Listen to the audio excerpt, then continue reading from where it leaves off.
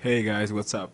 My name is Jesus Conde, and today we're going to be painting a robotic skull. Okay, so what I always say is that the first thing you gotta do is to look for references, not only to see how to know how things look like, but to get inspired. So let's get started. I'm going to use a picture to start sketching the robotic parts of the skull. So right now I'm just sketching in top of the picture. We're not going to use the color of the picture. At least not that one. It's going to be changed.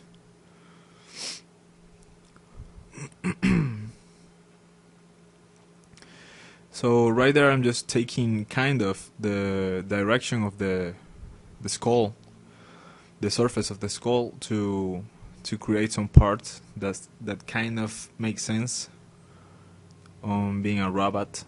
At this point, it really doesn't matter how accurate are the lines. You should try to be accurate more in terms of perspective and that kind of stuff, but you can allow yourself to make mistakes and be as free as possible with the ideas.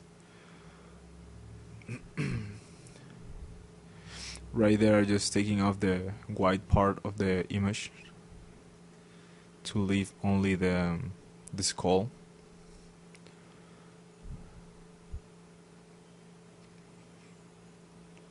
And with the adjustments, I change it to gray and change the brightness and contrast a little bit. A little bit darker.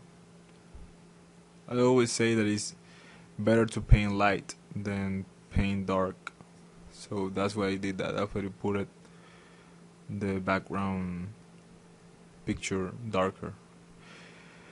Right there I'm just doing more and more details. Notice that I'm using a really big brush. Not too minimal details at this point.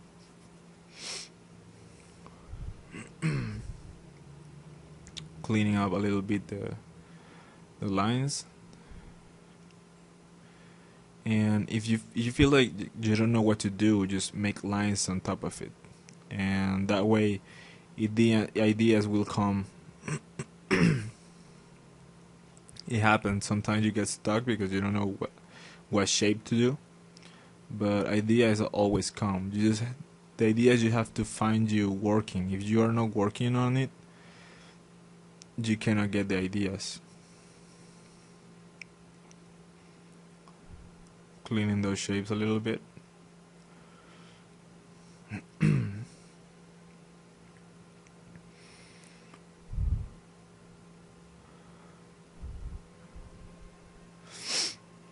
Okay. This is good for a starting point.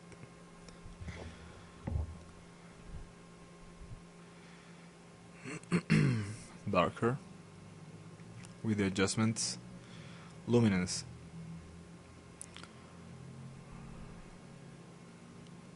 Cleaning up the edges a little bit and adding color where it doesn't have any.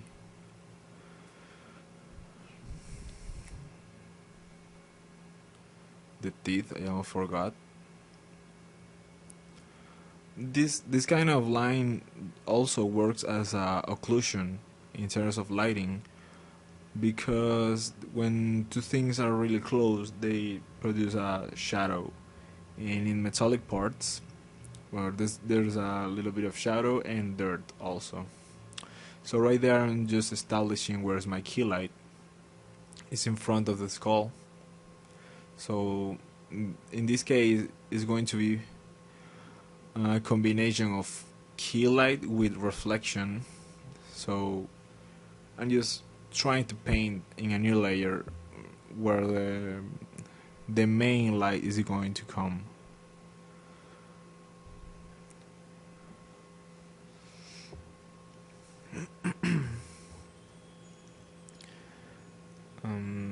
always painting with with a small amount of opacity. I change it all the time, but most of the time I just work with 30% or 40%. Right there where the shapes cuts, I do this little line, makes it like pop up, like there's something that's coming from out where the shape breaks.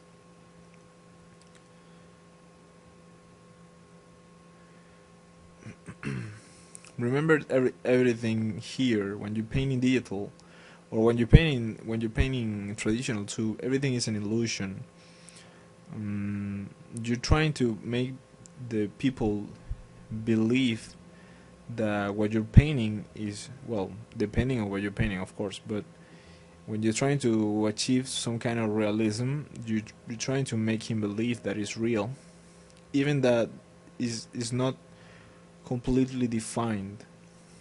Like you have a lot of brush strokes and a lot of loose details, but it's still, when you see it, the brain reads it like it's there, even if it's just colors.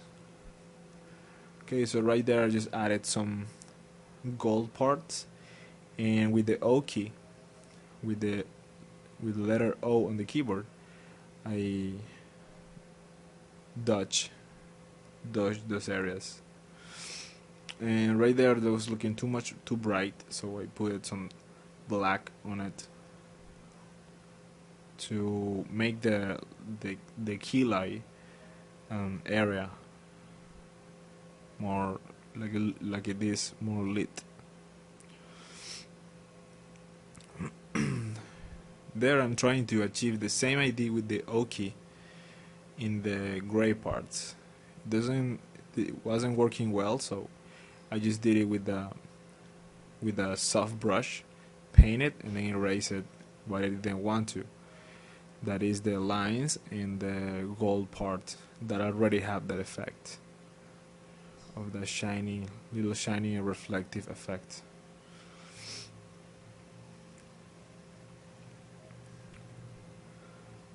Cleaning up a little bit.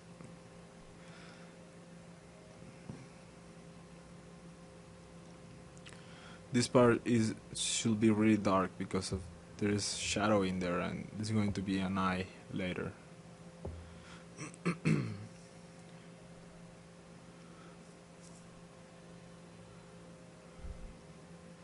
Remember to keep working all the time. Never get stuck in one place only. And sometimes you're going to get stuck in a place, like you really like that part of the drawing or the painting,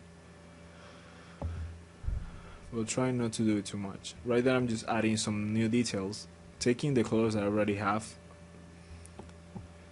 adding new shapes, because the thing about something robotic is that it's really detailed because it's complex. All these complex mechanical parts, and you need a lot of details. You can see a lot of that in when you watch a movie like Transformers. It has all these kind of details everywhere. There, put it a glow effect. I'm going to change it later, but it's just a new layer. Take a soft brush, just make one point with the tablet or the mouse, and you got this soft looking stroke that you can put on top of whatever is shining, and then the kind of layer is going to be linear dodge layer that it burns the colors. But I'm going to explain that again at the end, so it doesn't matter if you didn't understand too much right now. Right there I'm just cleaning up the shapes. Always keep in mind the perspective and everything. And right there I'll do a little bit of blending with the R key. That it should be the smudge tool. Is not in the new Photoshops. This is Photoshop CS3. And the R key on the new Photoshop is rotation. So look for the smush tool. Is a little finger drawing on the icon. There you go. Here I'm just adding some detail. As I said, something robotic gotta have a lot of detail to make it look complex. Treat everything like you were sketching all the time. The only time where you're not going to take it like you were sketching is when you do the final detail of the process. But right now we are at the beginning, so just do like if you were sketching all the time. This is going to help improve and improve and improve your painting all the time.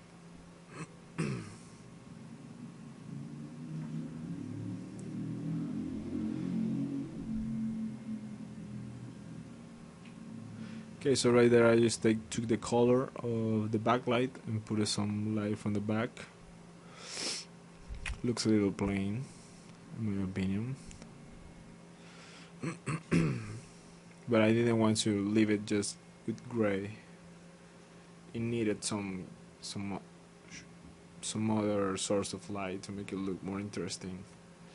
So see right there in the mouth I just put some lines and it already looks like it have more detail, even that it's just lines and shapes that really doesn't have too much sense.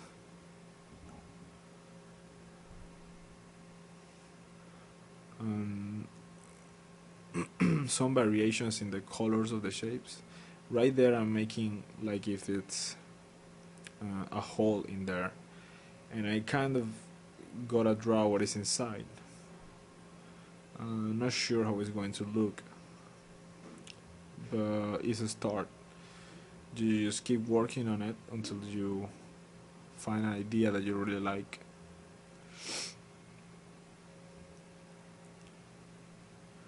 Trying to do some reflections or a little bit of painting there.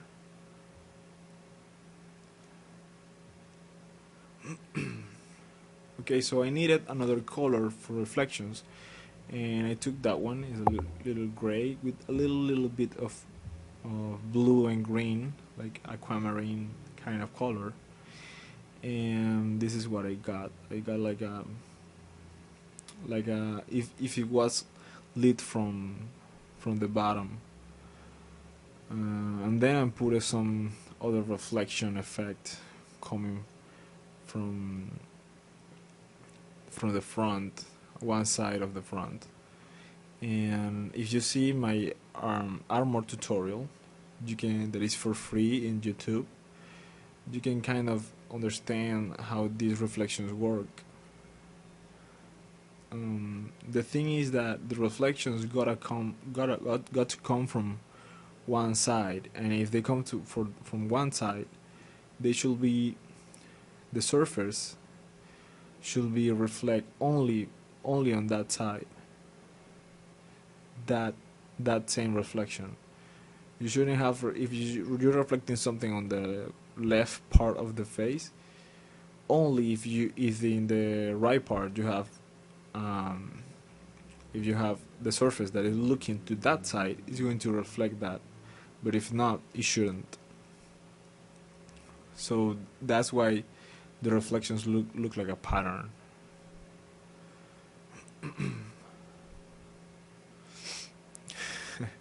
I started to look a little bit sad, so I came with the idea of making this dark line to make it look a little bit less friendly.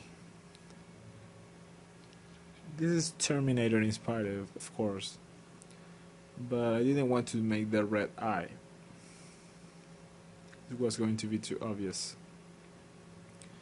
I changed the contrast a little bit to give it more intensity and added some cables.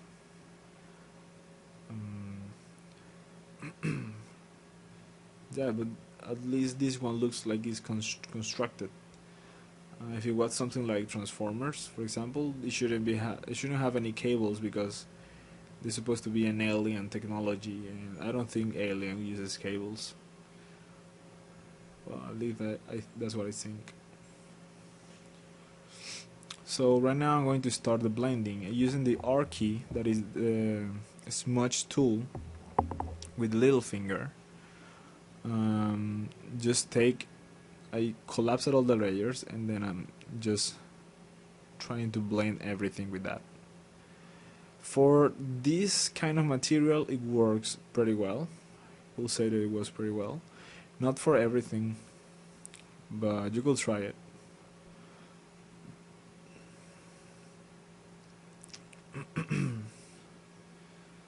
You got to be very careful with the size of the brush when you're doing this, the size of the brush, and the direction on what you're doing things. Try to use the same direction of the shade that you're doing.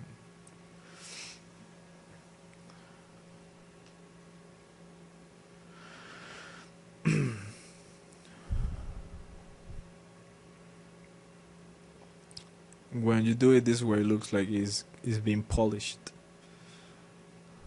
And somehow it makes sense. You're polishing the painting.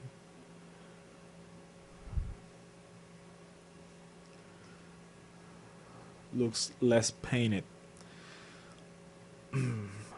Looks more done. Gives a little bit of more finished look.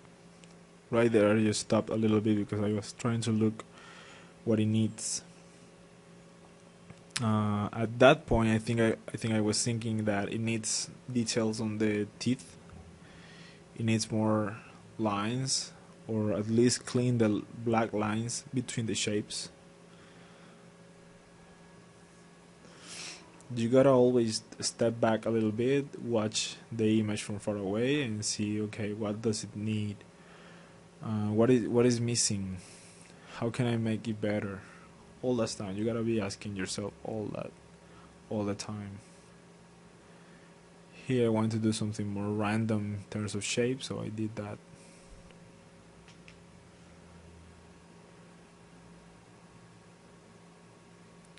I needed little details.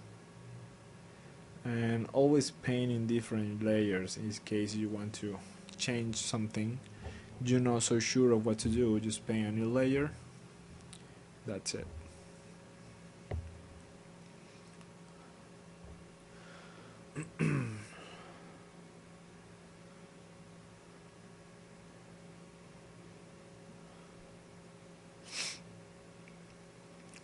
Thinking again.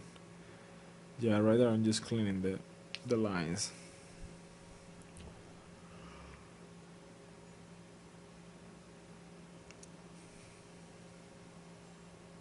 Okay, there I'm burning a little bit with the O key, the Dutch tool, and right there I'm just making the teeth kind of match what I already have in all the painting. All the painting have these details, and the teeth doesn't. So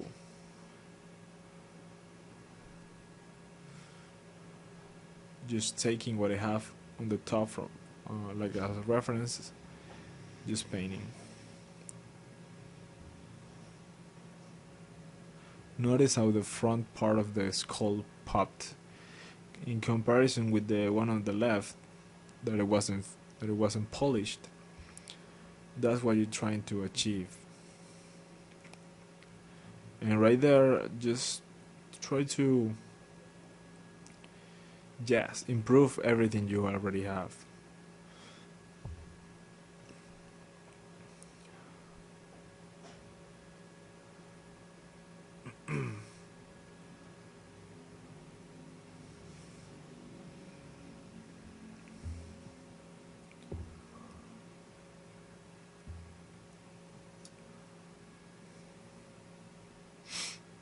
Adding some reflections.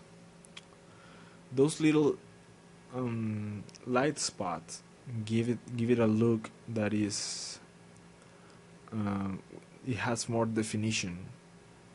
When you do little details, makes it look like you have definition. But you gotta have a great base. You gotta have a something really good to start on, to put on those details. If you put these details at the beginning, it's going to look weird. It's going to look like you forced the image, or that is, you didn't finish but you wanted to finish quick, so it's going to look weird. So never do this kind of stuff until you're about to end. At this point I have like 60 or 70% of the painting, so I can do it, but never do it at the beginning. Because the thing is that you may want to change something, and if you erase these little details that are new, it feels bad. Right there, I'm just making a little bit better the shape on the inside. And of course, this is a speed up, but I didn't want to take too much time, so at the end I'm trying to do something really quick for you, so you don't get bored with really long tutorials. Right there I'm just doing some lighting for the inside part of the eye, because you have another source light that is the eye, that is blue, and everything around it should reflect it, because everything is metal and is a reflective material. Right there, just cleaning.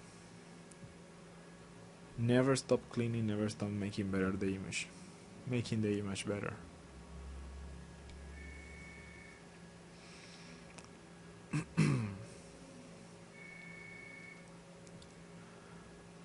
Okay, so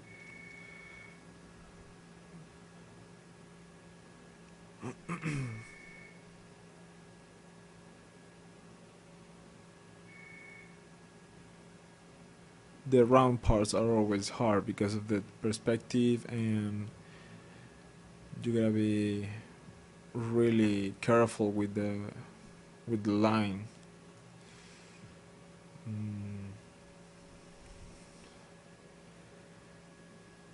And notice that at this point I'm just trying to clean something, then paint, and if I have to use the R key a little bit, I use it.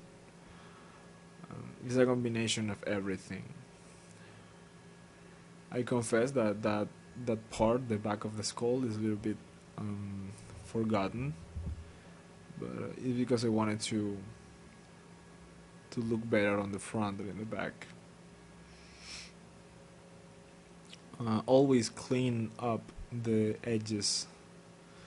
When you clean up the edges of the paintings, it looks more detailed, looks more finished.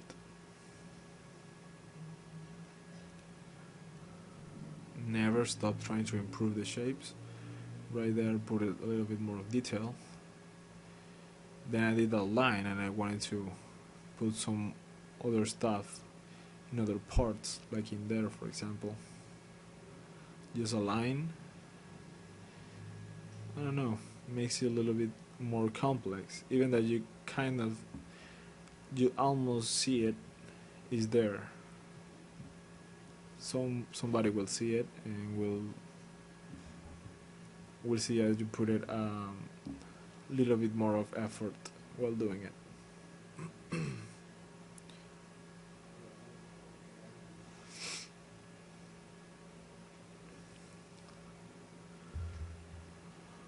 Always stepping back, looking, going in again with the zoom and doing the details. Here needed more light.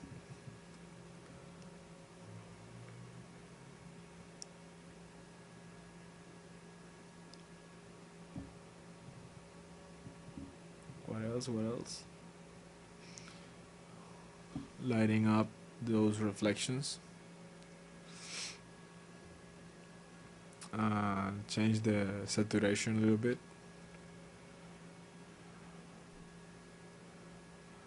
contrast, put it some glow on behind like a background.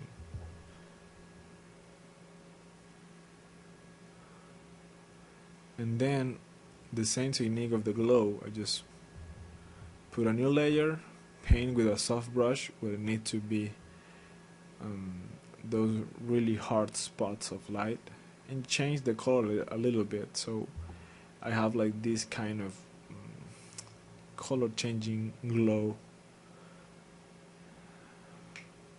Put it some change on the curves. Maybe I'll need to do a tutorial of that only later. And at this point I wanted to make this part darker, so I just created a new layer and painted all this part darker, because I think it needed to look more lit from where the light is coming. But I cannot do that part lighter, so I just put everything else darker. That's the way.